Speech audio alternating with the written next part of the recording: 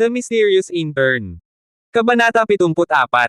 Hindi alam ni Brian Ye na ang isang pangungusap na ipinadala niya na may damdamin ay nagdulot na ng malaking atensyon at sensasyon sa labas ng mundo, at ang kanyang atensyon at reputasyon ay muling tumaas sa isang antas. Nang ang labas ng mundo ay masigasig na hinihikayat ang mga salita na sinabi niya at ang larawan niya, siya at si Director Julio Fang, Manuel Zhao at iba pa ay kinuha ang mga eksperto mula sa Wellington Hospital at nagsimulang bisitahin ang North Suburb 3rd Hospital. Kwarto at iba pang panloob na kondisyon.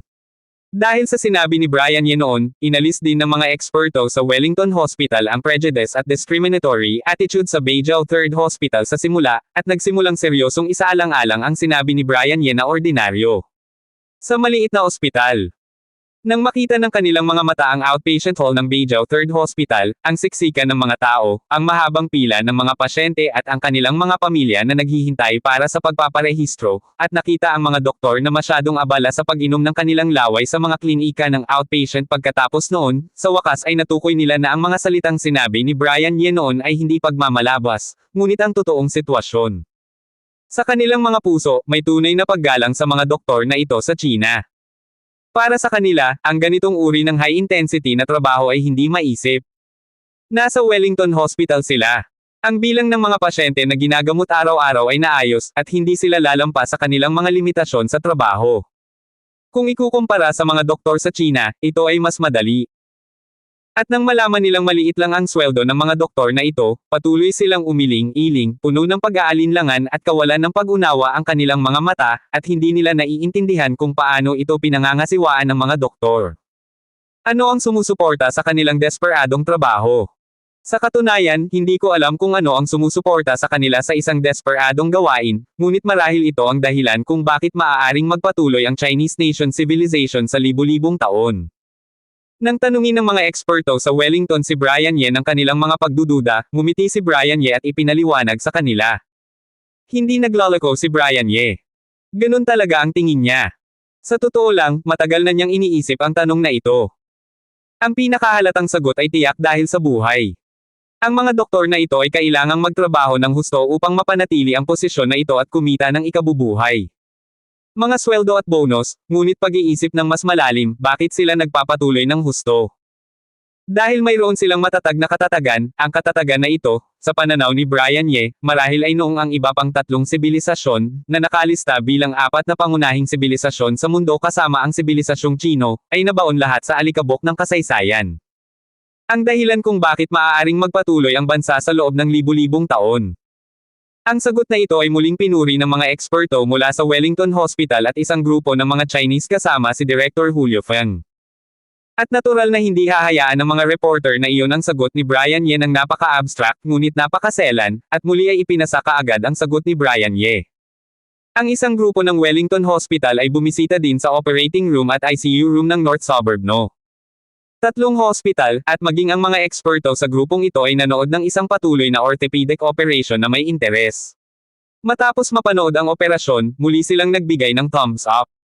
Kahit na mula sa isang propesyonal na pananaw, ang antas ng operasyon na ito ay talagang hindi mataas, at ang kahirapan ng operasyon ay hindi masyadong malaki, ngunit kung isa sa alang-alang ang kagamitan sa operating room, ang crudo na operating environment, at ang bilis ng operasyon ng doktor, binigyan pa rin nila ang doktor na ito, binigyan ang North Suburb 3rd Hospital ng mataas na antas ng papuri.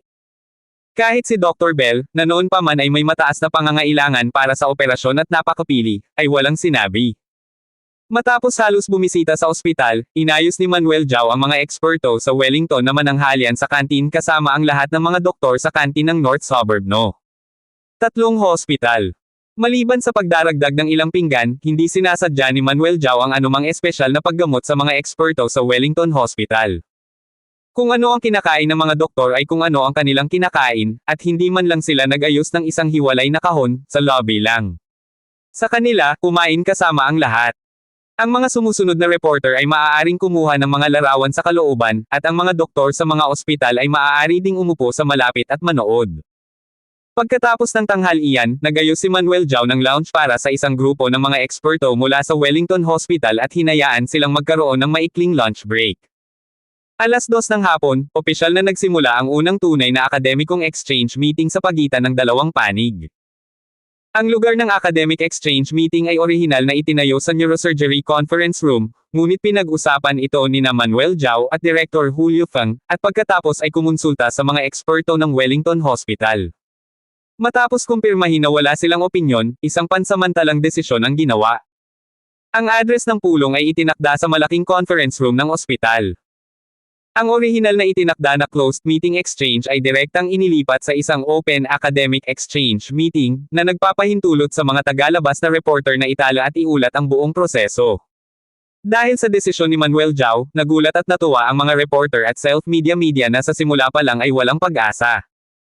Hindi lamang ang mga reporter ang labis na nagulat, ngunit maraming mga doktor at eksperto sa larangan ng neurosurgery ang labis ding nagulat sa desisyon ni Manuel Zhao. Ang desisyon ni Manuel Zhao ay katumbas ng ganap na paglalathala ng buong proseso ng pagpapalitan sa pagitan ng Wellington Hospital at ng North Suburb Hospital. Sa ganitong paraan, makikita nila ang mga eksperto sa Wellington Hospital sa pamamagitan ng mga live na broadcast at mga talaan ng mga reporter. Ang mga opinyon na ipinahayag. Para sa mga doktor na ito, isang pambihirang pagkakataon na marinig ang mga opinyon at opinyon ng mga ekspertong ito sa buong mundo sa Wellington Hospital ng direkta, at marinig ang mga talakayan ng mga ekspertong ito. May 15 minuto pa bago magsimula ang pulong. Ang pasukan sa meeting room ng Beijing 3rd Hospital at ang superior na lokasyon sa meeting room ay na-block ng isang set ng mga kamera. Maliban sa isang daanan ng pedestrian, halos wala ng espasyo. Isang bahagyang agwat. Sabi mo, maaari bang tapusin ni Dr. Brian Ye ang gawain sa pagsasalin ngayong hapon? Sa tingin ko walang problema. Anong level si Dr. Brian Ye? Nahihirapan akong sabihin na ang English level ni Dr. Brian Ye ay syempre walang problema, at kahit na ang wika ay napakatalas, ngunit simula sa hapon, ito ay hindi lamang isang simpleng pagsasalin, kundi pati na rin isang akademikong palitan. Hindi pa nagsisimula ang conference, naging focus na naman ang pagsasalin ni Brian Ye. Kung ito man ay mga tao sa lugar o ang mga sumunod sa akademikong exchange na ito online, ang lahat ng kanilang mga mata ay nakatuon kay Brian Ye. Habang patuloy na tumataas ang katanyagan at prestihiyo ni Brian Ye, mas mataas din ang inaasahan ng lahat para kay Brian Ye. Inaasahan ng lahat na makita si Brian Ye na gumanap ng mas mahusay sa mga akademikong exchange meeting, at mas nag-aalala tungkol sa pagpupulong ni Brian Ye. Hindi makumplito ang gawain sa pagsasalin. Lalo na yung mga doktor at eksperto na nakikibahagi sa neurosurgery at binibigyang pansin ang akademikong exchange meeting na ito. Mas nababahala sila na ang antas ng pagsasali ni Brian Ye ay direktang nauugnay sa kanilang kakayahan at sa isang tiyak na lawak, pinahahalagahan at natututo ako mula sa magagandang pananaw at talakayan ng mga ekspertong ito. Ye ang apelyido, ang susunod na hakbang ay propesyonal na pagsasalin. Tiyak na hindi ka makakapagsalin ng maayos. Sa isang bahay sa isang lumang komunidad sa hilagang suburb, si Dr. Hayden Cheng ay nakatitig ng mahigpit sa TV, pinapanood ang larawan sa screen ng TV, at naikuyom ang kanyang mga kamao gamit ang dalawang kamay. Sa nakalipas na 2 araw, tuluyan na siyang tumigil sa pagtatrabaho sa ospital. Sa sandaling umalis ang mga eksperto mula sa Wellington Hospital, handa na siyang magsumite ng kanyang pagbibitiw. Anyway, kung hindi siya magsumite ng kanyang pagbibitiw, maaaring siya ay paalisin ni Dr. Thomas Wang. Gusto na niyang intindihin. Sa halip na sibakin ni Dr. Thomas Wang, mas mabuting magkusa na umalis. Sa kabutihang palad, dahil sa tumaas na katanyagan ng Beijing Hospital sa mga araw na ito, tumaas ang kamalayan ng lahat sa Beijing Hospital. Nakinabang din si Dr. Hayden Cheng. Isang ospital na hindi man lang siya binigyan ng pagkakataon para sa isang pakikipanayam. Pagkatapos makipag-chat sa kanya ng ilang sandali, pagkatapos malaman na siya ang dating kasamahan ni Brian Ye, diretso siyang nagbigay sa kanya ng isang alok. Kaya't napaka-relax din niya ngayon, at makakapagtrabaho lang siya sa bagong ospital pagkatapos makumplito ang mga pamamaraan sa pagbibitiw ng Beijing 3rd Hospital. Gayunpaman, dahil nakinabang si Brian Ye sa alok, hindi niya pinahalagahan si Brian Ye dahil dito. Sa kabaligtaran, lalo niyang kinasusuklaman si Brian Ye sa kanyang puso. Hindi siya kumbinsido at nakipagkasundo. Siya ay nagtrabaho ng husto, kaya napahiya. Naghahanap ng trabaho kahit saan, napakataas ng reputasyon at impluensya ni Brian Ye, dahil lang sa dati siyang kasamahan ni Brian Ye, nakakuha siya ng offer. Bakit napakalaki ng gap? Sa 2 araw pagkatapos matanggap ang alok, binigyang pansin niya ang itineraryo at mga kaugnay na ulat ni Brian Ye at ng mga eksperto sa Wellington Hospital araw-araw. Araw-araw ay umaasa siya sa kanyang puso na si Brian Ye ay magkakamali at gagawa ng mga pangit na bagay, ngunit hindi niya inaasahan na ito ay magiging kontraproduktibo.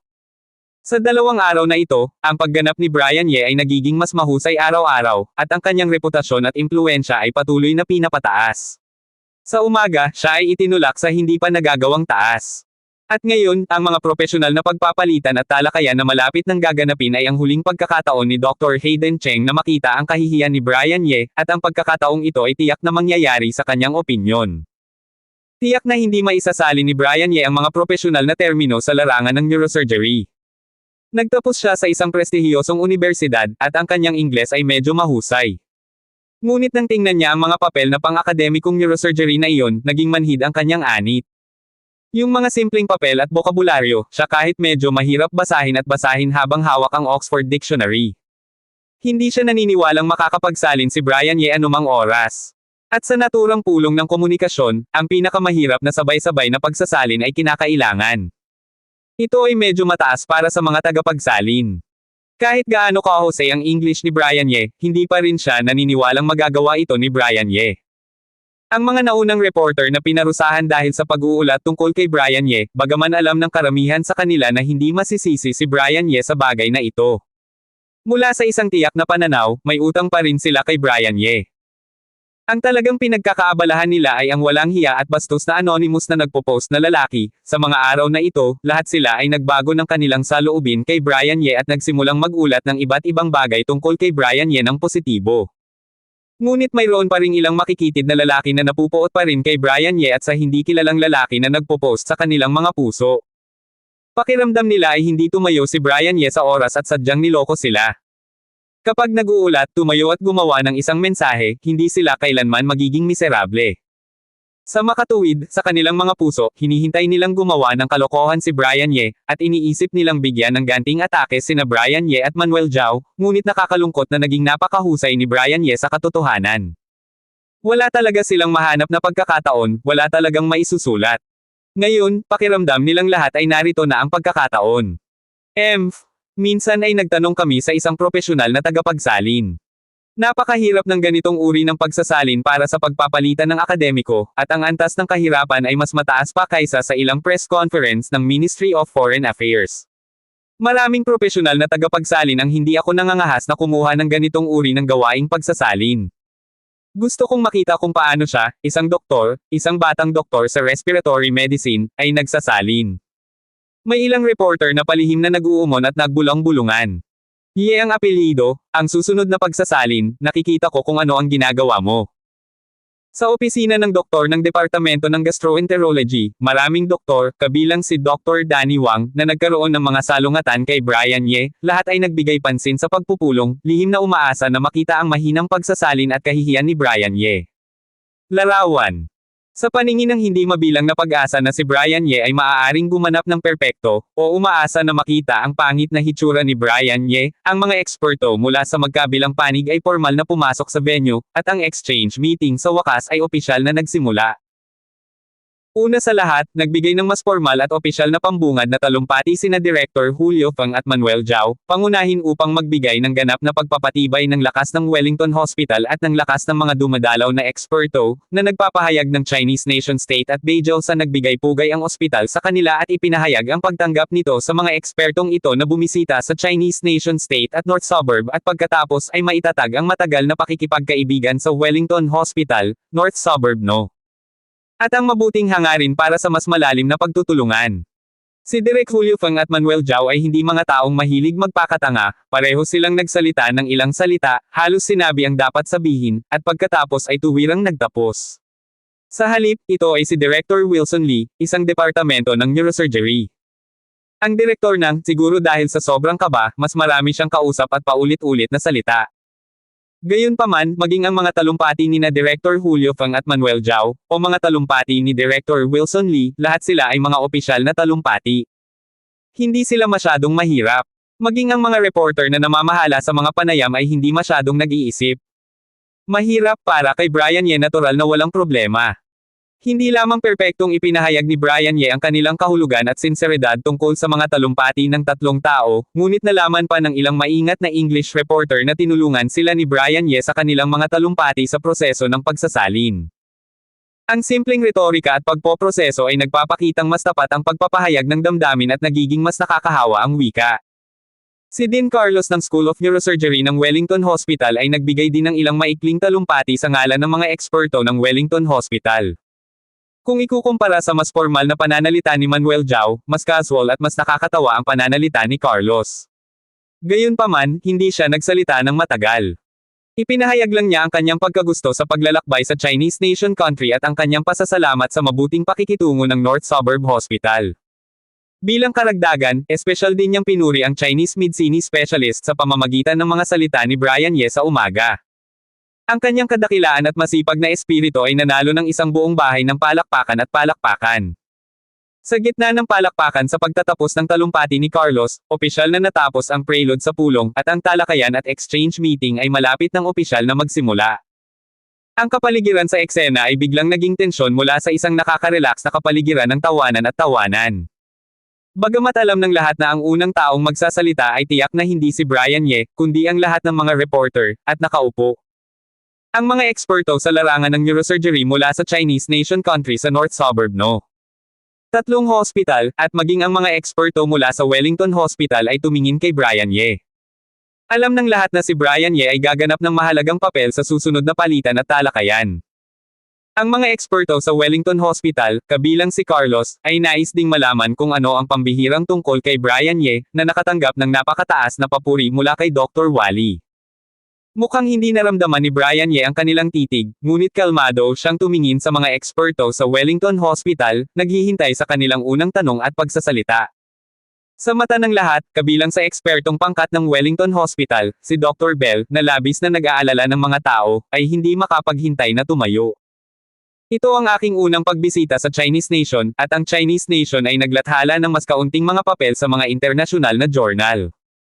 Kaya naman, hindi ko alam ang tungkol sa pag-unlad ng Chinese Nation sa neurosurgery. Sa makatuwid, nais kong tanungin si Chinese Nation. Ang doktor nang, maaari mo bang ipakilala muna sa akin ang pananaliksik ng iyong ospital sa larangan ng neurosurgery, kung saan direksyon ang pangunahing direksyon, at ano ang mga resulta? Nahulog ang mga salita. Kumunat ang noo ni Dean Carlos. Hindi niya talaga akalain na ganoon kabilis tatayo si Dr. Bell at magsasabi ng mga padalos-dalos na salita, pero sinabi ni Dr. Bell na nasabi na niya iyon, at bakas lang ang makikita sa kanyang mga mata. Sa walang magawang tingin, sinulyapan niya ang Chinese Nation Country na may guilty expression sa mukha. Bigla ding lumaki ang ulo ni Brian Ye, at talagang hindi nagbabago ang malaking bibig ni Dr. Bell. Nagsimula na naman siyang magsalita ng kalokohan. Sumimangot din ang mga kilay ni Dr. Allison Zhao at ng ibang taong may mahusay na kasanayan sa Ingles. Ito ang unang pagkakataon. Sa kabila ng kanyang kawalan ng kakayahan, dahil nasabi na ito ni Dr. Bell, bilang tagasalin, kailangan pa ring isali ni Brian Ye ang mga salita ni Dr. Bell. Sa sandaling makumplito ang pagsasali ni Brian Ye, ang mga ekspresyon ng mga tao sa kaharian ng Chinese Nation ay naging medyo pangit. Nadama ng lahat na ang sinabi ni Dr. Bell ay medyo bastos, at hindi niya kinuha ang Chinese Nation Kingdom. Ang mga eksperto sa larangan ng neurosurgery dito ay naglagay nito sa kanilang mga mata, hindi lamang direktang nagpapahiwatig na ang Chinese Nation ay wala sa isang masamang antas, at napakakaunting mga papel na inilathala sa mga world-class na journal, ngunit ang tono ay simpleng pagtatanong ng isang tutor sa pag-unlad ng pag-aaral ng isang estudyante. Sa kanila, nakita nina Director Julio Fang at Manuel Zhao na mas maganda ang ugali ni Dr. Bell, at hindi sila ganoon kaganda, ngunit ang dalawang espesyal na inimbitahan dito ay pumunta sa Zixiehe Hospital at sa affiliated hospital ng Yanjing University ayon sa pagkakabanggit. Oo, sa larangan ng neurosurgery, masasabing halos lumubog ang mukha ni na Professor Harlem Chen at Dr. Margie Gao, kabilang sa iilang nangungunang eksperto sa bansa, lalo na ang nakababatang si Dr. Margie Gao, na kasing bigat ng tinta ang mukha. Pangkalahatan. Kung hindi lang siya ang may-ari, baka tumayo siya agad. Direkta niyang tiningnan si Director Wilson Lee, ang direktor ng Neurosurgery Department ng North Suburb 3rd Hospital bilang may-ari, na may matigas na tingin sa kanyang mga mata, at ang mga mata ng iba, sina Professor Harlem Chen at Director Julio Fang, lahat ay tumingin kay Director Wilson Lee. Siya ang Panginoon dito, at kung saan siya nakaupo ay siya rin ang una. Ang unang tanong na ito, kahit na mula sa pangalan ng kabilang partido o mula sa utos, ay dapat niyang sagutin. Ang mga tingin ng mga reporter na iyon ay natural na nahulog kay Director Wilson Lee, at ang mga mata ng lahat ay nagpapakita ng hitsura ng pag-asa. Sana ay makapagbigay si Director Wilson Lee ng mas kasiya siyang sagot, at tumugon ng maayos sa kapwa Wenlong na ito. Sa sandaling ito, lahat ng tao sa China ay may parehong galit sa kanilang mga puso. Tiningnan din ng tingin ni Brian Ye itong si Director Wilson Lee na hindi pa nakipag-ugnayan sa kanya noon. Naramdaman ng mga mata ng lahat, naramdaman lamang ni Director Wilson Lee ang pawis sa kanyang noo, at bigla itong lumabas. Hindi pa siya nakaranas ng ganoong kalaking pressure sa kanyang buhay, lalo na sina Professor Harlem Chen, Dr. Margie Gao at Director Julio Feng. Ang tao ay lubhang malupit, na para bang sinasabi sa kanya na kapag ang tanong na ito ay hindi masasagot ng maayos, tiyak na bibigyan niya siya ng magandang hitsura, at kahit na ibabad ang kanyang mga palad at likod, at ang kanyang puso ay nagpapanik. Naramdaman na lang ng utak na naging blanca ito sa isang iglap, at biglang nakalimutang tumayo at sumagot. Pagkaraan ng ilang segundo, nakita kong hindi kumikibo si Director Wilson Lee, ngunit ang kanyang mukha ay mapatla, ang kanyang noo ay pawis, at ang kanyang mukha ay nakaupo sa upuan na may bakas ng gulat.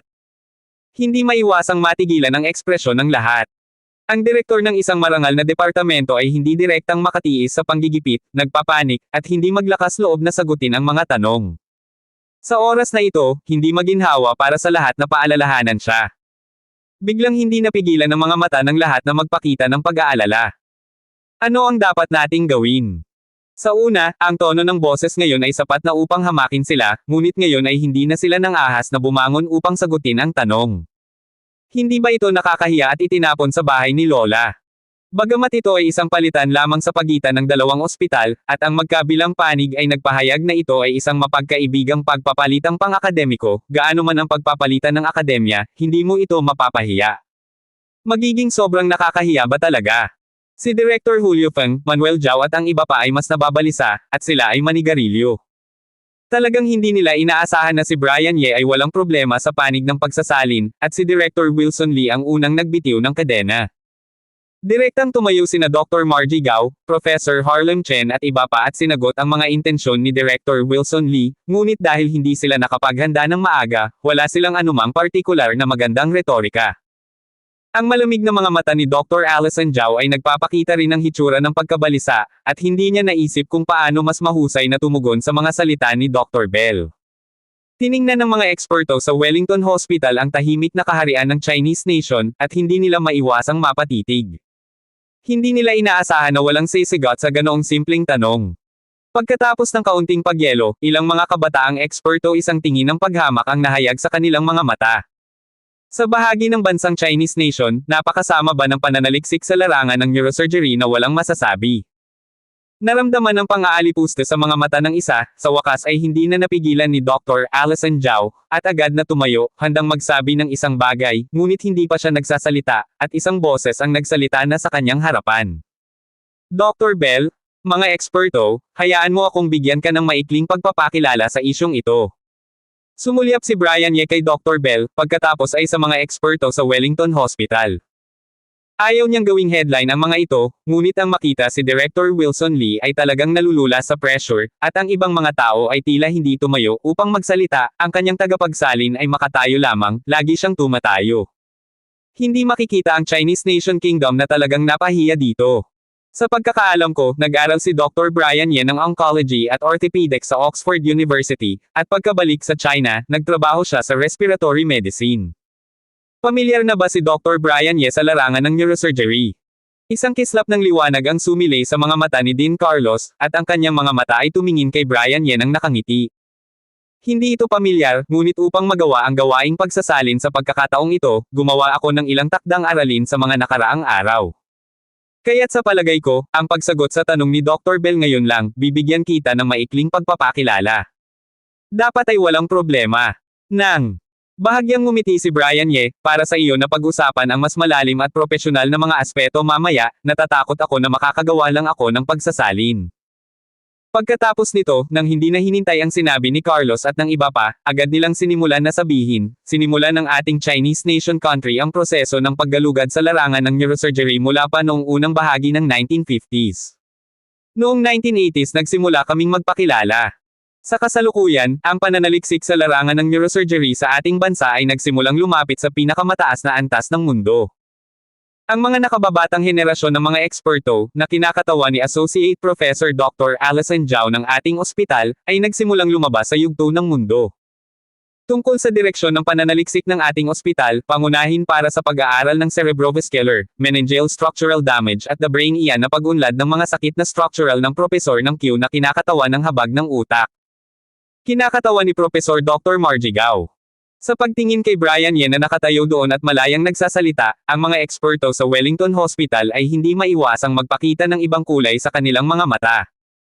Kahit na ang pinakakilala kay Brian Ye, si Dr. Bell na nagtanong kanina lang, may hindi inaasahang tingin sa kanyang mga mata. Tulad ng para sa mga tao sa China, ang mga ekspresyon ng kanilang lahat ay naging labis na nasasabik. Hindi sila binaygo ni Brian Ye. Laging sa isang kritikal na sandali, maaaring gumanap ng isang pangunahing papel. Pagkatapos ng biyahe ng Wellington Hospital sa China sa pagkakataong ito, dapat pa rin akong mag-apply para sa isang benepisyo kay Brian Ye, at bigyan siya ng malaking kredito. Sina Direk Julio Feng at Manuel Zhao ay parehong nagpakita ng sobrang excited na mga ekspresyon sa kanilang mga mukha. Ang kanilang mga mata ay tumingin kay Brian Ye na may mga ekspresyon ng pagpapahalaga na nakasulat sa kanila, at mas nadama nila sa kanilang mga puso na ang pagsasalin ni Brian Ye ay ganap na tama at matalino. Kasabay nito ay pinili niyang gumawa ng isang lihim na desisyon sa kanyang puso, dapat niyang gantimpalaan si Brian Ye ng husto kapag lumingon siya sa likod. Napakahalaga na humakbang si Brian Ye. Bakas din sa mukha ng mga reporter mula sa China ang pagkasabik. Si Director Wilson Lee, ang pinuno ng departamento na sasagot sana sa tanong ngunit natulala at hindi tumayo, ay binigyan si Brian Ye ng isang pasasalamat na tingin. Alam niya na kung si Brian Ye ay hindi naninindigan para sa kanya sa oras, ang kahihinatnin ay hindi ito maiisip. Ngayon, bagamat dapat siyang parusahan at punahin, dapat siyang maging mas magaan. Sina Professor Harlem Chen at Dr. Margie Gao, pati na rin si Dr. Alison Zhao at ang tatlo pa ay tumingin kay Brian Ye na nagsasalita at nagsasalita. Nang sila ay nasa sabik, ang kanilang mga mata ay hindi naiwasang manganak ng isang dampi ng pagkagulat, lalo na sina Professor Harlem Chen at Gao Min. Si Jia, dalawang eksperto na hindi pa nakipag-ugnayan kay Brian Ye noon, ay mas nabigla. Alam lang ng iba na tumayo si Brian Ye sa isang kritikal na sandali at iniligtas ang nakakahiyang krisis sa panig ng China, ngunit naramdaman nila ang profesionalismo ni Brian Ye mula sa pagsasalita ni Brian Ye. Si Brian Ye ay hindi lamang humaharap sa kanilang mga problema upang iligtas ang eksena, hindi siya ang kung sino man, talagang sinasabi niya ang kasaysayan ng pag-unlad ng neurosurgery sa China. Talagang pamilyar siya sa pag-unlad ng neurosurgery sa China, at pamilyar siya sa mga direksyon sa pananaliksik nilang dalawa at sa mga resulta ng kanilang pananaliksik. Ang sinabi ni Brian Ye ay maaaring pag-aralan at patunayan. Kasama ang mga papel na kanilang naipublish at ang mga opinyon at resulta ng pananaliksik sa mga papel, lahat sila ay tama. Ito ay talagang isang profesional na pagsasalin. Hindi nakakagulat na ang mga nakaraang media at mga artikulo ay nagbigay sa kanya ng napakataas na pagsusuri. Batay sa takdang aralin na ginawa niya at sa kanyang dedikasyon, sapat na para mapahiya ang maraming tagapagsalin. Sa kabutihang palad, kapag ang mga reporter ay nagsasalita ng walang kaparerekon, si Manuel Zhao at ang kanilang mga pinuno ay nilabanan ang panggigipit at hindi pinalitan si Brian Ye. Pareho silang tumingin sa mga mata ni Brian Ye, at pareho silang nagpakita ng pagpapahayag ng malaking pagpapahalaga. Sa isip nila, talagang naalala nilang dalawa ang pangalang Brian Ye. Tungkol sa pahayag ni Dr. Bell na mas kaunting mga papel ang naipublish namin sa mga internasyonal na journal, aminado kami na dahil ang aming pananaliksik sa larangan ng neurosurgery ay nagsimula ng huli, hindi namin naabutan sa ilang lawak. Ang pinakamataas na antas ng mundo, ngunit sa katunayan, ang pag-unlad ng China sa larangan ng neurosurgery sa mga nakaraang taon ay nakikita. Ang bilang ng mga papel na naipublish sa mga world-class na mga journal ay tiyak na tataas din sa hinaharap sa pamamagitan ng taon, upang makita ang mga salik na may malaking epekto. Higit pang mga papel na inilathala ng aming mga eksperto sa neurosurgery sa China, at matuto ng higit pa tungkol sa pag-unlad ng aming neurosurgery. Hindi pinansin ni Brian Ye ang iba't ibang titig ng lahat sa kanya, na parang hindi niya nararamdaman ang mga titig na iyon. Tahimik lang siyang tumingin sa mga eksperto sa Wellington Hospital at nagpatuloy sa pakikipag-usap. Pagkatapos magsalita, ngumiti si Brian Ye at binati ang lahat, at umupo muli sa kanyang pwesto. Bilang tagasalin, hindi niya kailangang tumayo kapag nagsasalin, ngunit tumayo lang siya para sagutin ang mga tanong. Nagkatinginan ng mga eksperto sa Wellington Hospital. Bagamat medyo hindi nasisiyahan ang mga kabataang eksperto sa sagot ni Brian Ye, naramdaman nilang nakikipagtalo si Brian Ye para sa kaharian ng Chinese nation. Ang dami nilang sinabi, pero wala pa rin. Upang itago ang katotohanan na ang propesyon ng medikal ng Huaxi Estate ay walang gaanong nagawa sa larangan ng neurosurgery. Ngunit si Brian Ye ay may katwiran at may matatag na batayan, at sa ilang sandali, wala silang mahanap na entry point na pasinungalingan. Sa bahagi ng bansa ng Chinese nation, hindi alam ni na Director Julio Feng, Manuel Zhao at iba pa ang sinabi ni Brian Ye noong una, ngunit pagkatapos na isali ng mga tao sa tabi nila ang sinabi ni Brian Ye, ang mga ekspresyon sa kanilang mga mukha ay hindi na uncontrollably naging excited. Sinabi ni Brian Ye na ito ay talagang mahusay. Hindi ba't sinabi ni Dr. Bell na ang kanilang mga neurosurgeon sa China ay bihirang mag-publish ng mga artikulo sa mga world-class na journal na iyon? Kinikilala namin ang agwat sa iyo, ngunit sinusubukan naming abutin. Sa hinaharap, makakakita ka ng higit pa at higit pang mga papeles na inisyo ng aming mga eksperto mula sa China. Bilang karagdagan, kahit na medyo huli na nagsimula ang aming neurosurgery sa Chinese nation country, nakamit ng aming mga doktor ang maraming resulta sa pamamagitan ng kanilang sariling pagsisikap sa napakaikling yugto ng panahon, at patuloy na sinasara ang agwat sa pinakamataas na antas ng mundo. At, marami sa aming mga papeles at maraming mga teknolohiya ay binuo ng aming mga sarili. Lalo na sa mga tuntunin ng karanasan sa pag-opera, ang aming mga doktor, sa pamamagitan ng akumulasyon ng isa-isang operasyon, ang aming rate ng tagumpay ay hindi mas masahol kaysa sa pinakamataas na antas ng mundo. Mula simula hanggang wakas, may dahilan at ebidensya. Hindi mapagpakumbaba o mapagmataas, kinikilala namin ang puwang na dapat kilalanin, ngunit hindi mo dapat tanggihan ang aming mga pagsisikap. Ito lang ang perpektong sagot sa mga salita ni Dr. Bell, at ang perpektong ganting salakay sa mapang alipustang saloobin ni Dr. Bell. Nakuha. Hindi alam ng karamihan kung sino ang nanguna para pumalakpak sa unang palakpakan. Sa meeting room, buong lakas na nagpalakpakan ang mga tao. Ang palakpakan ay mas dumadagundong kaysa sa mga naunang pinuno tulad ni na Director Feng at Manuel Zhao. Mas dumagundong pa ito kaysa nang magsalita si Carlos. Nagpalakpakan din si Carlos at ang iba pa sa Wellington Hospital. Tumingin ang kanilang mga mata kay Brian Ye, at ang kakaibang ilaw ay kumislap sa kanilang mga mata. Lalo na si Mr. Morgan, na nakaupo sa karamihan, ay hindi halata. Nagniningning na may espesyal na liwanag. Ang mga reporter na naghihintay sa pagganap ni Brian Ye ay namula sa pananabik. Ang kamera ay nakatutok kay Brian Ye, at ang mga flash ay patuloy na pumutok. Gusto nilang kunin ang mga larawan ni Brian Ye at magsulat ng mga close-up sa malalaking titik. Salamat sa sagot ni Dr. Ye. Napaka-excited ng sagot ni Dr. Ye. Nagbibigay daan ito sa amin na malinaw na maunawaan ang mga pagsisikap at pagtatangka na ginawa ni Chinese nation guo sa larangan ng neurosurgery. Sana sa hinaharap ay mas marami pa tayong makikitang mahuhusay na tao tulad ni Dr. Ang pangalan ni Dr. Chinese Medicine Specialist ay lumabas sa Lancet at iba pang world-class na mga journal. Nang makita ang pananabik ng mga tao sa panig ng China, mukhang hindi kumbinsido si Dr. Bell, at may sasabihin sana, ngunit diretsyong pinigilan siya ni Carlos at nagsalita muna. Hindi sila nagpunta dito para pukawin ang China, at para pukawin ang iba sa kanilang lugar, hindi niya hahayaang mangyari ang mga katangahang bagay sa harap niya. Unang ipinahayag ni Carlos ang kanyang pasasalamat at pasasalamat sa sagot ni Brian Ye, at pagkatapos ay bahagya niyang binalingan ang tanong na pang-akademiko. Nabalitaan ko mula kay Dr. Ye na ngayon lang nagsaliksik ang mga doktor sa iyong ospital tungkol sa peripheral nerves, at pinag-aaralan ko rin ang direksyon ng peripheral nervous system. Sa makatuwid, gusto kong makipag-usap sa mga eksperto sa iyong ospital tungkol sa ilang issue tungkol sa peripheral nervous system. Pagkatapos ay nagsimulang magtanong si Carlos tungkol sa peripheral nervous system. Ang tanong na ito ay hindi partikular na mahirap na tanong, at ito ay medyo bukas na tanong. Ito ay itinuturing na isang tanong na tinatalakay at pinag-aaralan sa mundo. Masasabing medyo madaling sagutin.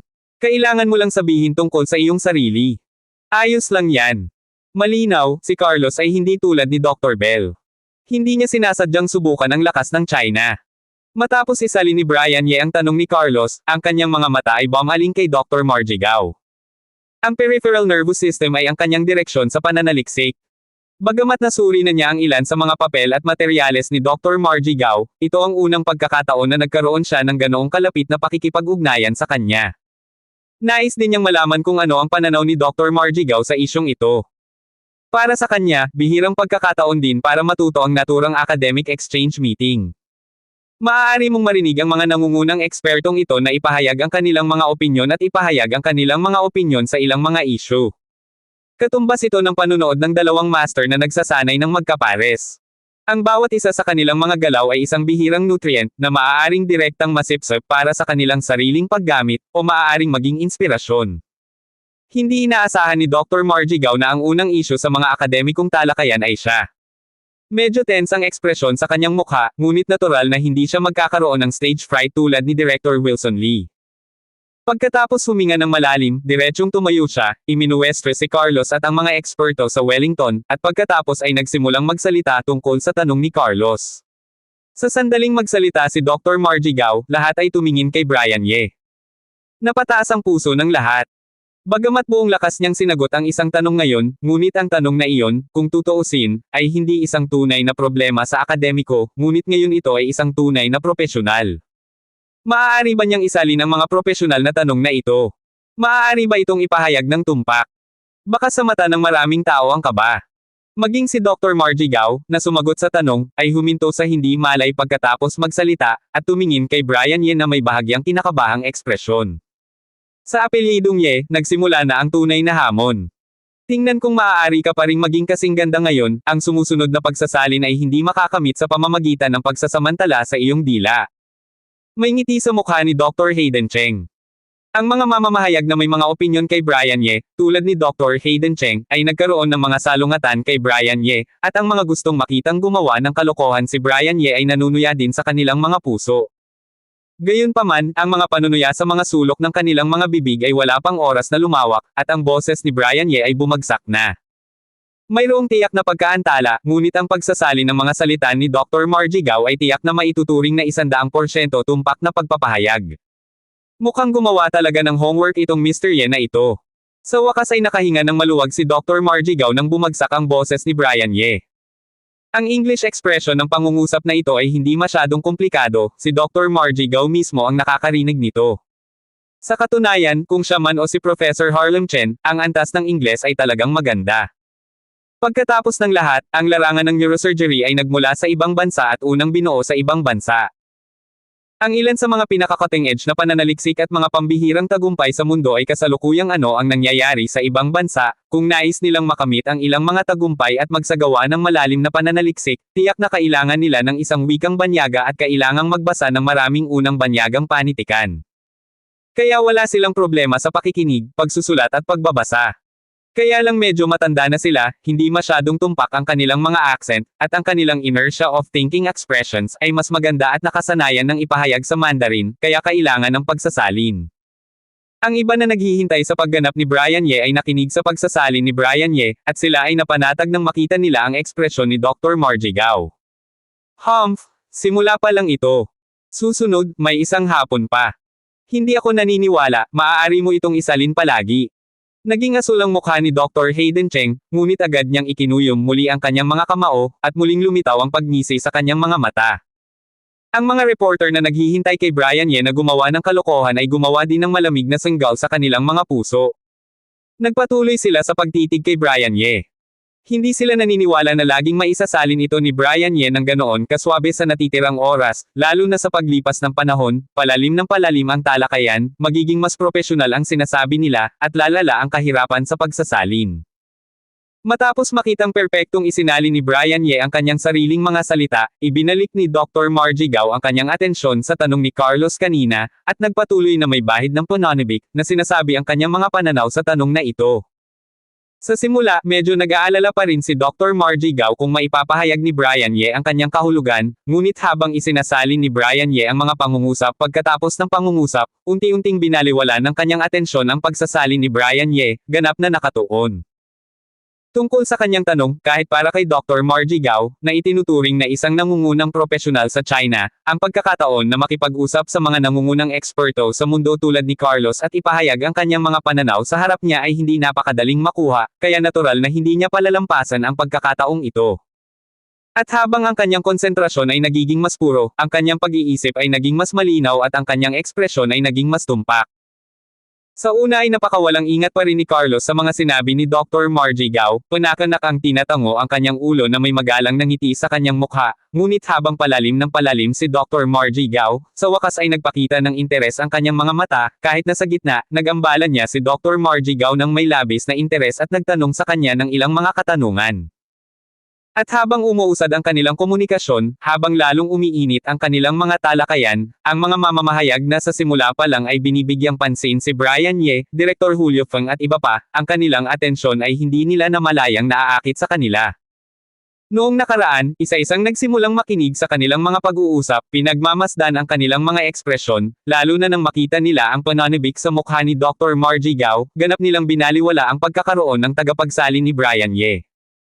Hanggang sa pumalakpak si Carlos ay naging kawili-wili ang mga sinabi ni Dr. Margie Gao sa tanong, at nang pasalamatan ni Dr. Margie Gao si Carlos para sa kanyang mga salita ng papuri, at pagkatapos ay umupo muli sa kanilang mga upuan, biglang naalala ng lahat, si Brian Ye, ang tagapagsalin na ito. Ganap nilang natapos ang isang nakabubusog na talakayan at palitan sa larangan ng sistema ng neurosurgery sa pagitan ng dalawa. At tila sa panahon ng proseso ng pagsasalin, halos sabay-sabay na pagsasalin ay natupad. Sa proseso ng komunikasyon sa pagitan ng dalawang tao, halos walang pause sa gitna, na perpektong tiniyak ang pinakamadaling komunikasyon sa pagitan ng dalawang partido sa talakayan at komunikasyon, upang ang parehong partido ay mapanatili ang isang mas mahusay na estado. Nakumpleto na ba niya ang propesyonal na pagsasaling ito? Biglang lahat ng nakaalam sa katotohanan ito ay lumingon kay Brian Ye ng hindi malay, at ang kanilang mga mata ay nagpakita ng hindi kapani-pani walang mga ekspresyon. Itong dahon. Sa wakas ay naalala ni Dr. Margie Gao, nakakaupo lang, ang katatapos lang niyang pagsasalin. Tumingin siya kay Brian Ye, at ang hitsura sa kanyang mukha ay biglang natulala, ang kanyang mga mata ay puno ng pagkabigla at hindi makapaniwala. Tingnan mo. Bigla niyang naalala na sa proseso ng pakikipag-usap kay Carlos ngayon, wala siyang naramdamang paghinto. Nang maglaon, nakalimutan pa niya na nakikipag-usap siya kay Carlos, isang dayuhan, at nakalimutan na may mahalagang usapin ng pagsasalin dahil wala siyang naramdamang anumang paghinto o abnormalidad. Halos nang bumagsak ang kanyang boses, bumaba rin ang boses ng pagsasalin ni Brian Ye, at nang bumaba ang boses ni Carlos, natapos din sa kanyang tainga ang pagsasalin ni Brian Ye. Nakikinig sa pagsasalin ni Brian Ye, tila siya mismo ang nakikinig kay Carlos. Ang mas ikinagulat niya ay hindi ito ang sabay-sabay na proseso ng pagsasalin ni Brian Ye na halos walang stagnation, ngunit wala siyang naramdamang mali sa buong sabay-sabay na proseso ng pagsasalin. Ito ay nagpapakita kung ano. Ipinapakita nito na ang pagsasalin ng bawat pangungusap ni Brian Ye ay tumpak na nagpahayag ng mga pananaw at maging ang mga saloobin na gusto niyang ipahayag, upang tumpak na maunawaan ni Carlos ang kanyang kahulugan at tumugon ng naaayon. Ito ay hindi isang bagay na maaari mong makamit sa isang mataas na antas ng Ingles. Ito ay hindi isang bagay na maaaring makamit sa pamamagitan ng ordinaryong araling bahay. Sa partikular, ang ilan sa mga bagay na ipinahayag niya sa ibang pagkakataon ay nasa kasalukuyang larangan ng neurosurgery, at ang ilan sa mga nangunguna sa talakayan at opinyon sa pananaliksik ng mga sakit sa peripheral nervous system ay napaka-propesyonal na mga bagay. Alam din ng mga eksperto sa larangan ng neurosurgery, tulad ni na Professor Harlem Chen at Director Wilson Lee, ang antas na ipinakita sa pagsasali ni Brian Ye ngayon, at bawat isa sa kanila ay hindi maiwasang makahinga sa hangin, na may gulat na ekspresyon sa kanilang mga mata. Tila hindi nagulat ang mga eksperto sa Wellington Hospital maliban sa walang reaksyon sa mukha ni Dr. Bell. Marami sa iba ang may gulat na ekspresyon sa kanilang mga mata. Tumingin si Dean Carlos kay Brian Ye. Bilang karagdagan sa kanyang nakaraang pagpapahalaga, mayroong isang touch ng sigasig. Bigla niyang tila naunawaan kung bakit si Dr. Bell, na noon pa man ay labis na nag-iisa at may halatang pagkiling sa mga inchik, ay tinatrato si Brian Ye. Sobrang pinapabore ng Chinese na ito. Ang binatang ito, na hindi kailanman nagtrabaho sa larangan ng neurosurgery, ay gumawa ng malalim na pananaliksik sa larangan ng neurosurgery. Paano ito posible? Talagang isinalin niya ang talakayang ito ni na Professor Gao at Charles. Paano siya nagkaroon ng ganoong kataas na antas? Hindi pa siya nag-aral ng neurosurgery, at hindi rin siya nagtrabaho sa neurosurgery. Sa pagtingin sa kamera ng TV, muli itong naging focus ng madla, na tinatamasa ang atensyon ng lahat. Si Brian Ye, na walang katapusang kagandahan, ang mukha ni Dr. Hayden Cheng ay naging sobrang pangit, at ang kanyang mga kamay ay nakakuyom ang kanyang mga kamao. Brian Ye, napakataas ng English level niya. Nakagawa ka na ba ng sabay-sabay na pagsasalin sa lahat ng oras? Hindi ba ibig sabihin na kung hindi ka eksperto sa larangan ng neurosurgery, na hindi nagsagawa ng malalim na pananaliksik sa neurosurgery, tiyak na hindi ka makakagawa ng sabay-sabay na pagsasalin. Paano ito magagawa ng lalaking ito na may apelyidong Ye? Nagsagawa ba siya ng malalim na pananaliksik sa neurosurgery? Ito ay imposible. Walang impormasyon na nagpapakita na si Brian Ye ay nagsaliksik sa larangan ng neurosurgery. Nag-aral siya ng orthopedics at oncology sa universidad. Nag-internship din siya sa dalawang major na ito noong siya ay intern sa Wellington Hospital. Pagkatapos bumalik sa China, dumiretso siya sa Department of Respiratory Medicine. Kasing hindi ka panipaniwala tulad ni Dr. Hayden Cheng, may mga reporter na may hinanakit kay Brian Ye at naghihintay kay Brian Ye na gumawa ng katangahan sa sarili, at sa mga may alitan kay Brian Ye, o mga taong hindi nasisiyahan kay Brian Ye. Hindi nila matanggap ang katotohanang na kumpleto ni Brian Ye ang isang sabay-sabay na pagsasalin. Marahil ay mas madali ang pagsasalin ng sesyon na ito at medyo mababaw ang paliwanag. Si Dean Charles at Professor Gao ay hindi pumasok sa masyadong malalim na mga talakayan, at ang taong ito ay gumawa ng kanyang takdang aralin, kaya ang pagsasalin ay mas madali, at ang susunod na pagsasalin ay tiyak na hindi ganoon kadali. Tahimik nilang inaliw ang kanilang mga sarili sa kanilang mga puso, at pagkatapos ay nagpatuloy na maghintay para sa susunod na talakayan at pagpapalitan upang magpatuloy. Nakakatuwa talaga ang diskusyon ni na Dr. Gao at Dean Charles kanina. Habang nakikinig sa usapan ninyong dalawa kanina, bigla akong may naisip na tanong. Gusto kong tanungin si Dr. Gao. Sa Wellington Expert Group, si Mr. Morgan, na hindi masyadong halata, ay tumingin ng malalim kay Brian Ye, pagkatapos ay tumayo at nagpatuloy sa pagtatanong kay Dr. Margie Gao. Kung ikukumpara sa tanong ni Charles kanina, hindi ganoon kadali ang tanong ni Mr. Morgan. Ang tanong ay mas malalim at mas matindi, direktang tumutugon sa isang puntong ibinangon ni Dr. Margie Gao ngayon lang. Nang marinig ang tanong na ito ni Mr. Morgan, hindi maiwasan ni Brian Ye na makaramdam ng pait. Nang isalin niya ang tanong ni Mr. Morgan, hindi niya maiwasang magpakita ng pag-aalalang tingin kay Dr. Margie Gao. Ang tanong na ito ay talagang mahirap sagutin. At walang paraan upang pumunta sa paligid ng sulok para lamang sumagot ng direkta. Mabilis na umikot ang isip ni Brian Ye, at nalaman na hindi niya maisip kung paano sasagutin ang tanong na ito. Sina Professor Harlem Chen at Dr. Allison Zhao ay talagang gumawa ng malalim na pagsasaliksik sa larangan ng neurosurgery, at ang mga ekspresyon ng mga dalubhasa na may kamalayan sa kahirapan ng problema ni Mr. Morgan ay bumaling din kay Dr. Margie Gao na may kaunting pag-aalala. Naging seryoso rin ang ekspresyon ni Dr. Margie Gao, ngunit seryoso pa rin niyang sinagot ang tanong ni Mr. Morgan. Bagamat hindi niya nasagot ng buo ang tanong ni Mr. Morgan, naipahayag pa rin niya ang ilan sa kanyang sariling pananaw at saloobin. Matapos ang mga pahayag, tapat din niyang inamin kay Mr. Morgan na hindi niya talaga nalaman ang isyong ito. Ang tunay na solusyon ay ilang paunang ideya lamang. Sa mahigpit na pagsasalita, ang sagot ni Dr. Margie Gao ay hindi isang sagot dahil hindi talaga sinagot ni Zayo ang tanong. Sa kabutihang palad, parang gusto lang ni Mr. Morgan na marinig ang iniisip ni Dr. Margie Gao, at hindi ibig sabihin na ipahiya si Dr. Margie Gao. Matapos pakinggan ang iniisip ni Dr. Margie Gao, hindi na siya nagtanong pa, ngunit may isang kaparehong kabataang eksperto sa Wellington Hospital na tila interesado sa tanong ni Mr. Morgan at direktang nakipag-usap kay Mr. Morgan. Sa pakikinig sa talakayan sa pagitan ng batang eksperto at Mr. Morgan, hindi nag-isip si Brian Ye. Nagkaroon siya ng internship sa Wellington Hospital at alam niya ang lakas ng mga eksperto sa Wellington na ito, ngunit nasa tabi niya sina Professor Harlem Chen, Dr. Margie Gao, Dr. Allison Zhao at iba pa. Lalo na si Dr. Margie Gao, ngunit hindi niya maiwasang magdilim, at lahat ay nakaramdam ng matinding pagkabigla at pakiramdam sa kanilang mga puso. Parehong nasa 30s ang pagtatanong ni Mr. Morgan at ang ekspertong nakikipag-usap kay Mr. Morgan. Ayon sa Western Medical Student Training System, ang edad na ito ay 3 o 4 na taong gulang pa lamang, ngunit sila ang pananaliksik sa peripheral nervous system ay napakalalim, at ang kanilang pag-unawa at pagsasaliksik sa ilang mga aspeto ay tila mas malalim kaysa kay Dr. Margie Gao, isang sikat na domestic expert. Wellington Hospital talaga ang Wellington Hospital, hindi nakakagulat na ipinagmamalaki ng mga tao. Ito ay talagang isang puwang sa lakas. Lihim na mapait ang puso ni Dr. Margie Gao at ng iba pa. Huminga ng malalim si Dr. Allison Zhao, na palaging itinuturing na ipinagmamalaking batang babae ng langit, ngunit bilang karagdagan sa presyon, ang kanyang mga mata ay lalong nag-aalab. Sa nag-aalab na espiritu ng pakikipaglaban, isang pares ng maliliit na kamay ang nakakuyong ng kanyang mga kamao ng palihim.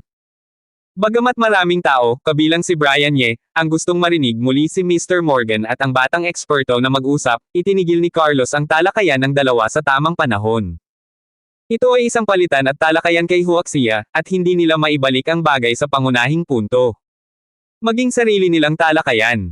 Matapos itigil ang hindi natapos na talakayan sa pagitan ng dalawang batang eksperto, muling nagtanong si Carlos, na ibinalik ang talakayan sa palitan sa paksa.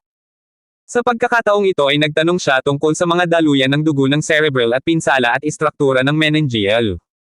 Tulad ng tanong noon, bukas pa rin ang tanong ni Carlos na puno ng mga posibilidad para sa talakayan at komunikasyon. Ang mga eksperto sa Wellington ay malinaw na pinag-aralan ang aspetong ito ng higit pa. Matapos sagutin ni Professor Harlem Chen ang tanong ni Carlos, ilang eksperto ang nagtanong ng ilang katanungan at lumahok sa talakayan. Bagamat si Professor Harlem Chen ay isa ng napakataas na figure sa China, nagsagawa siya ng klinikal at pananaliksik sa loob ng mga dekada sa lugar na ito, at ang pananaliksik ay napakalalim, ngunit ang mga eksperto sa Wellington Hospital ay talagang pambihira, at ang mga tanong na itinatanong nila ay kadalasang isang salita. Upang makarating sa punto, naramdaman ni Professor Harlem Chen na hindi makayanan ni Dr. Margie Gao pagkatapos ng ilang katanungan. Gayunpaman, si Professor Harlem Chen at ang kanilang mga talakayan at mga sagot ay naging lubhang kapanapanabik. Marami sa kanyang mga opinyon at ilang mga sagot ang ginawa ng ilang mga eksperto sa Wellington Hospital na madalas na tumingin sa kanya. Maging ang mga mata ni Carlos ay ilang beses na nagpakita ng pagtataka. Tila talagang kasali si Professor Harlem Chen sa larangang ito. Sa ganoong kalalim na antas, hindi niya inasahan na maisusulong niya ang mga puntong iyon. Taos-puso din niyang pinuri si Professor Harlem Chen. Nadaman niya na dapat siyang mag-publish ng higit pang mga papel sa mga journal sa mundo at ipakita ang ilan sa kanyang mga pananaw sa iba pang mga propesyonal sa neurosurgery sa mundo.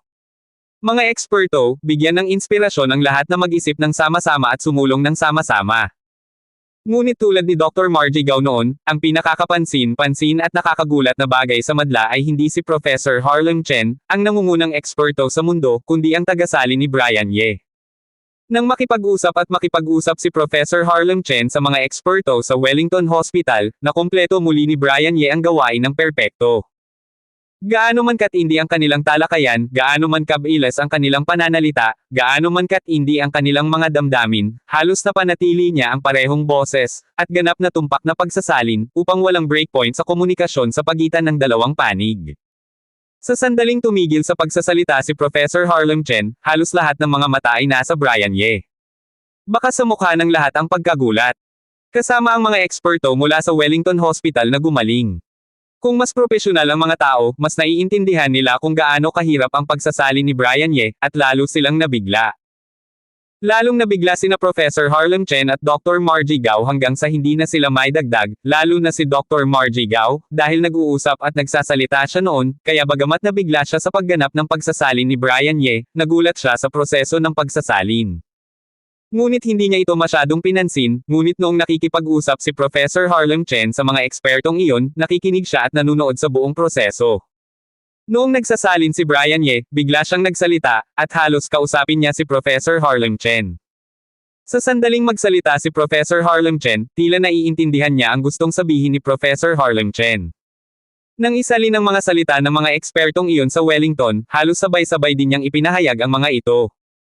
Mula sa simula hanggang sa wakas, wala siyang nakitang anumang error sa pagsasalin ni Brian Ye sa magkabilang panig. Kahit na may ilang mga problema, mabilis na ipinahayag ni Brian Ye ang mga ito nang wala siyang maisip na salita para ipahayag ang mga ito. Ito ang nagparamdam sa kanya na para siyang itinapon ng mabagyong dagat sa kanyang puso. Anong uri ng swerte ang kinuha sa ikatlong ospital ng Beijao, sa hindi inaasahang pagkakataon ay nakatagpo ng gayong talento? Hindi, paano mali ang gayong talento sa isang maliit na lugar tulad ng Beijao Third Hospital? Bagamat labis na nabigla, ang puso ni Dr. Margie Gao ay agad na nagsimulang magdesisyon ng palihim. Kapag natapos na ang pagpupulong, makakahanap siya ng pagkakataon na makipag-ugnayan kay Brian Ye, at kailangan niyang hamukay si Brian Ye sa kanilang unang affiliate ng Yanjing University. Pumunta sa ospital. Paano kaya yon? Paano ba talaga maisasalin nitong Brian Ye ang buong proseso? At ang pagsasalin ay napakabilis at tumpak. Ang mga mukha ng mga reporter na naghihintay sa kapangitan ni Brian Ye ay lahat ay nagpakita ng hindi paniniwala. Ang matinding diskusyon ngayon, ang bilis ng pagsasalita, at ang mga propesyonal na bokabularyo, nakinig lang sila, anit manhid ito, tumpak na naisali ni Brian Ye. Kung hindi tiyak na ito ay isang instant na talakayan, ang bawat tanong, at maging ang bawat taong nagtatanong, ay napaka-random. Magdududa sila kung kumikilos ang mga taong ito, at kung naihanda na ba ni Brian Ye ang sagot ng maaga. Hanggang sa muling tinanong ng isang eksperto mula sa Wellington Hospital ang dating pananaw ni Professor Harlem Chen, lahat ng nasa eksena ay nakabawi mula sa pagkagulat na dulot ng pagsasali ni Brian Ye, at ibinalik ang kanilang mga mata kay Professor Harlem Chen. Katawan. Nagpatuloy din muli ang discussion at exchange meeting. Ang mga eksperto mula sa China, na kinakatawan ni Professor Harlem Chen, ay hindi lumaban sa mga eksperto sa Wellington ng napakatagal. Nang si Dr. Allison Zhao, ang direktor ng kagandahan, ay tumahimik, sinabi ni Professor Harlem Chen na may bakas ng kawalan ng kakayahan sa kanyang mukha, talagang hindi ko naisip na may sapat na gulang upang malampasan ang problemang ito. Ang panig ng kaharian ng Chinese nation ay katumbas nito. Ganap na inihayag na siya ay sumuko. Kahit na ang mga karaniwang tao tulad ni Director Julio Feng at ng mga reporter ay alam na rin na ang North Suburbs 3rd Hospital, at kahit na sa isang tiyak na lawak, ang pananaliksik sa larangan ng neurosurgery sa buong bansa ng China, ay talagang dinurog ng Wellington Hospital sa mga tuntunin ng lakas. Sa ngayon, ang kabilang partido ay karaniwang may iilan lamang na hindi kilalang mga batang eksperto na nagtatanong, at ang panig ni Huaxia ay kumakatawan sa pinakamataas na antas ng Chinese specialist sa larangan ng neurosurgery, hindi na makatiis sina Professor Harlem Chen at Dr. Margie Gao. Ang mga nangungunang eksperto tulad nina Charles at Dr. Bell ay hindi pa nagtatanong ng anumang malalalim na tanong. Kapag nagtanong sila, sino ang lalaban? Noong nakaraan, bagaman alam ng lahat na mayroong agwat sa pagitan ng pinakamataas na antas ng mundo, ngunit pagkatapos ng lahat, walang malalim na personal na karanasan. Huli na para pag-usapan ito. Ngunit sa sandaling ito, si Director Julio Feng, Manuel Zhao, Professor Harlem Chen, Dr. Margie Gao, at ang kasalukuyang Director Wilson Lee at iba pang mga doktor ng neurosurgery ay lubos na nakaramdam ng pait, at lahat ay tunay na nakaramdam ng malalim at konkretong agwat. Pati ang mga reporter ay nakaramdam ng gap, at naging mabigat ang mga ekspresyon sa bawat mukha nila. Mahaba at mahaba ang daan. Nagkatinginan sina Professor Harlem Chen, Dr. Margie Gao, Dr. Allison Zhao at iba pang mga dalubhasa sa larangan ng neurosurgery, at lahat sila ay nadama na ang China ay may mahabang paraan upang pumunta sa larangan ng neurosurgery upang makahabol sa antas ng mundo. Pakiramdam nilang lahat ay may higit pa sa kanilang mga balikat. Isang mabigat na presyon. Ngayon lang sinabi ni Ace na ang iyong klinikal na karanasan ay napakayaman at kakaiba. Kaya naman, tungkol sa mga tumor sa utak, nais kong magtanong ng isang katanungan na palaging bumabagabag sa akin. Sana ay matulungan mo akong maglabas ng ilang mga nakabubuo at nakapagpapaliwanag na mga katanungan. Sexual na pananaw. At dito sa China, mabigat ang loob ko. Nang si Professor Harlem Chen at ang iba ay nag-aalala na si Dr. Bell at Charles ay magtatanong, lalo na kapag ang taong ito ay tinanong, ang lahat ay lubhang nag-aalala at pinakaayaw na makita ang mga bagay na mangyayari. Pataas. Tumayo si Dr. Bell at tumingin sa mga eksperto sa kaharian ng Chinese nation. Mga problemang bumabagabag sa kanya. Hindi pa naitatanong ang tanong ni Dr. Bell, at ang puso ng lahat ay natulala na. Kay Nimi, pumunta pa siya para tanungin sila ng problemang hindi kayang lutisin ni Dr. Bell. Hindi ba't sinadya nitong ipahiya sila? Nagkatinginan sina Professor Harlem Chen at Dr. Margie Gao, at pareho silang nakakita ng mapait na ekspresyon sa mga mata ng isa't isa.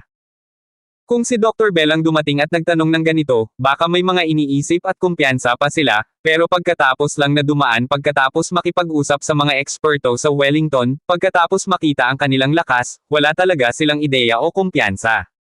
Kumaibat din ang puso ni Brian Ye. Masasabi niyang siya ang pinakamalinaw na tao sa mga taong ito sa antas ni Dr. Bell. Bagamat ang lalaking ito ay may malaking bibig at napaka-unpleasant, wala siyang masasabi tungkol sa kanyang lakas. In terms of professional ability, baka mas makapangyarihan pa siya kay Dean Carlos. Ang problemang bumabagabag sa kanya, ano kayang problema? Tungkol sa UIA. Ang problema sa Dr. Bell ay mas mahirap kaysa sa inaasahan ng lahat. Ang tinanong niya ay isang napakahirap na tanong tungkol sa paggamot at pag-iwas sa asymptomatic cystic unruptured intracranial aneurysms.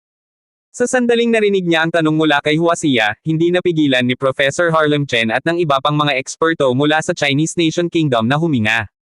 Huwag banggitin ang mga ito tungkol sa tanong na ito. Kahit sa mundo, kakaunti ang makakasagot nito. Dahil ang problemang ito mismo ay isang pandaigdigang problema. Natigilan din ng mga eksperto sa Wellington. Hindi nila inaasahan na magtatanong ng ganoon si Dr. Bell. Matapos ang aksidente, hindi maiwasan ang kanilang mga mata na magpakita ng pabirong tingin sa mga eksperto sa China. Gusto nilang lahat na makita kung paano sasagutin ng Huaxia Kingdom o Chinese Nation ang tanong na ito ni Dr. Bell, at kung anong uri ng nobela na pananaw ang maaari nilang maisip. Walang mapaglarong mukha ni Charles, sakit lang ng ulo sa mukha. Anong ginagawa ng lalaking ito, baliw ba siya? Tinanong niya ang mga taong ito sa kaharian ng Huaxia ng ganitong uri ng tanong, hindi ba niya sila ikinahihiya? Huwag sumagot. Paano sumagot? Sino ang sisigot? Ang mga eksperto mula sa Huaxia Kingdom ay nagkatinginan at nahulog sa sandaling katahimikan. Nagkatinginan sina Professor Harlem Chen at Dr. Margie Gao at gustong tumayo, ngunit sa huli ay ibinaba nila ang kanilang mga ulo na may halong hiya. Tumayo ka. Hindi sila sigurado sa anumang nakabubuo na pananaw sa isyong ito, at wala silang lakas ng loob na magsabi ng anuman. Kapag naabot na nila ang kanilang katayuan, responsable sila sa kanilang sinasabi, na maaaring magkaroon ng malaking epekto sa kanilang reputasyon. Oo, hindi nila kayang mawala. Si Director Wilson Lee at iba pang mga doktor mula sa 3rd Northern Suburb Hospital ay yumuko lahat, si Professor Harlem Chen at ang iba pa ay natatakot na magsalita, lalo pa. May nagpupumiglas na tingin sa mukha ni Dr. Allison Zhao, gusto niyang tumayo, ngunit sa huli ay hindi pa rin siya tumayo. Talagang wala siyang anumang paghahanda o iniisip tungkol sa problemang ito. Wala na ba talagang makakasagot sa tanong na ito? Magiging sobrang nakakahiya ba talaga? Sa pagtingin sa mga ekspresyon ng mga ekspertong iyon, medyo mabigat ang mga mukha ni na Director Julio Feng at Manuel Zhao. Maging ang paghinga ng mga reporter sa pinangyarihan ay nagsimulang bumilis, lalo na ng eye scan ng kanilang lens ang mukha ng mga eksperto sa Wellington Hospital, hindi napigilan ng kanilang mga puso na makaramdam ng matinding pagnanasa. I am eager for those experts to stand up and answer each other questions, kahit hindi perfect ang sagot, at least may lakas sila ng loob na tumayo at sumagot. Nang makita ang kahihiyan ng Huaxia Kingdom, ang ekspresyon ng kanyang mukha ay naging mas tense. Sinulyapan niya ng may kaunting hinanakit si Dr. Bell, na naging sanhi ng gulo para sa kanya, at hindi niya maiwasang magpakita ng bakas ng kahihiyan. Nang ibukan niya ang kanyang bibig, handa na niyang basagin ang tahimik na kapaligirang ito at paginhawahin ang China mula sa suliraning ito. Pero magsasalita pa lang si Charles, may boses na umalangaw-ngaw. Dr. Bell, I have some immature ideas about this question you raised. Sana may tama ako ni Dr. Bell. Matapos tingnan sina Dr. Allison Zhao, Professor Harlem Chen at iba pa, at pagkatapos makumpirma na wala silang balak na tumayo, nagpumiglas si Brian Ye na may pag-aalinlangan sa kanyang puso, at sa wakas ay muling tumayo. Kahit na ayaw talaga niyang tumayo sa kanyang puso, hindi niya maiwasang tumayo habang pinagmamasdan ang katahimikan ng Huaxia Country at nakita ang mapaglarong hitsura sa mga mukha ng mga eksperto sa Wellington Hospital. Dr. Ye. Si Professor Harlem Chen at ang mga nangungunang eksperto ay hindi nang ahas na tumayo, ngunit isa sa kanyang mga tagapagsalin ang talagang tumayo. Ano ang kanyang opinyon bilang isang interpreter? Hindi ba ito walang ingat? Nang makita si Brian Ye na biglang tumayo, ang mga ekspresyon ng lahat ay hindi maiwasang matigilan. Sina Direk Julio Feng, Manuel Zhao at iba pang nagmamalasakit kay Brian Ye ay hindi napigil ang magpakita ng pag-aalala sa kanilang mga mata. Si Professor Harlem Chen at Dr. Margie Gao ay nagpakita rin ng nag-aalalang hitsura. Sa pamamagitan ng proseso ng pagsasalin ngayon, alam nilang lahat na si Brian Ye sa larangan ng neurosurgery, dapat ay gumawa siya ng ilang takdang aralin, ngunit gaano man karami ang kanyang ginawang takdang aralin, si Brian Ye ay hindi isang tao sa larangang ito. Ang tanong na ito ni Dr. Bell, kahit sila ay nahihirapan, ano ang masasabi ni Brian Ye? Halika! Masagot kaya niya ito? Maging si Dr. Allison Zhao, na noon pa man ay lubos na nagtitiwala sa lakas ni Brian Ye, ay hindi napigil ang magpakita ng pag-aalala sa kanyang magandang mga mata, at sa unang pagkakataon ay naging hindi gaanong kumpiyansa siya kay Brian Ye. Alam mo, ang problemang ito ni Dr. Bell ay talagang isang napaka-propesyonal at napakalalim na problema. Ito ay nagsasangkot ng isang pandaigdigang problema sa unahan ng kasalukuyang larangan ng neurosurgery. Kahit na ang mga nangungunang eksperto tulad ni Dr. Bell ay nababagabag at walang paraan upang malutas ito.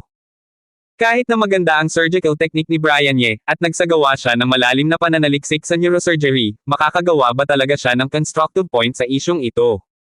Natigilan din sandali ang mga eksperto sa Wellington Hospital, ngunit hindi inaasahan na tatayo si Brian Ye, ang tagapagsalin. Habang may bakas ng curiosity sa kanilang mga mata, hindi nila maiwasang magpakita ng katawa-tawang tingin. Sa pamamagitan ng proseso ng pagsasalin ni Brian Ye ngayon, alam nilang lahat na si Brian Ye ay dapat nakagawa ng takdang aralin sa larangan ng neurosurgery, at maaaring hindi ito ang simpleng takdang aralin para sa pagsasalin, ngunit talagang nagsaliksik. Kung hindi, ang kanyang pagsasalin ay hindi magiging tumpak. Sa makatuwid, anuman ang kanilang mga impresyon at pananaw kay Brian Ye, kailangan nilang sabihin sa kanilang puso na si Brian Ye ay talagang mahusay bilang isang tagasalin. Ang salin ni Brian Ye ngayon ay masasabing perpekto. Ngunit upang sagutin ang tanong na ito, nadama nilang lahat na si Brian Ye ay masyadong may tiwala sa sarili, at hindi nila makilala ang kanyang sarili. Maging sila ay walang ideya sa tanong na itinanong ni Dr. Bell. Siya, isang lalaki na nagsagawa ng kaunting pananaliksik, ay gustong tumayo at sagutin ang tanong. Ito ba ang tinatawag na fearlessness of the unknown? O ito ba ang tinatawag na pambansang pagmamalaki sa trabaho?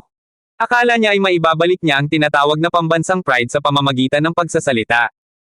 Hindi niya alam na minsan, ang isang random na sagot ay mas masahol pa kaysa sa hindi sumasagot, at ito ay ginagawang biro.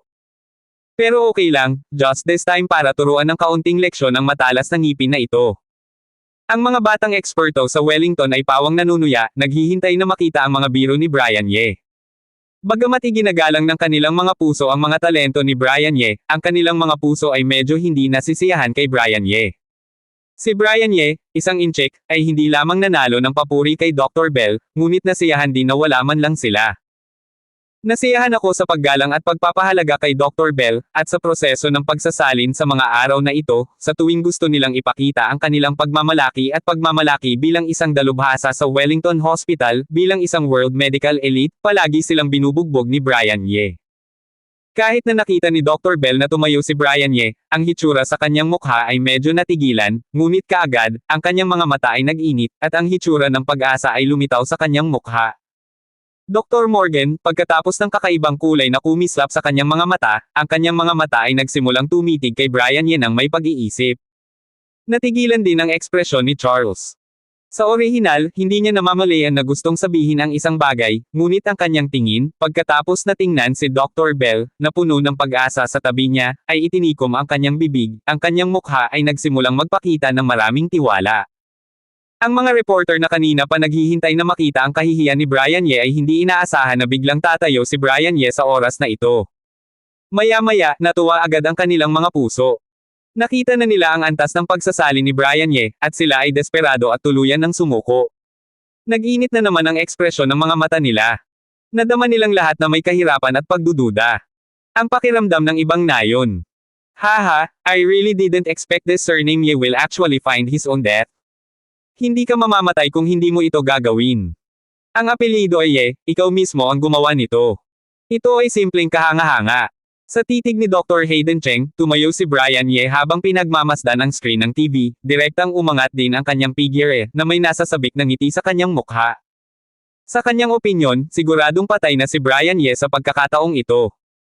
Kahit na hindi alam ni Dr. Hayden Cheng kung gaano kahirap ang tanong na ito, ang mga ekspresyon sa mukha ni na Professor Harlem Chen, Dr. Margie Gao, at Dr. Allison Zhao nang marinig nila ang tanong na ito, at ang pag-uugali ng lahat na hindi tumatayo, siya ay nakikita.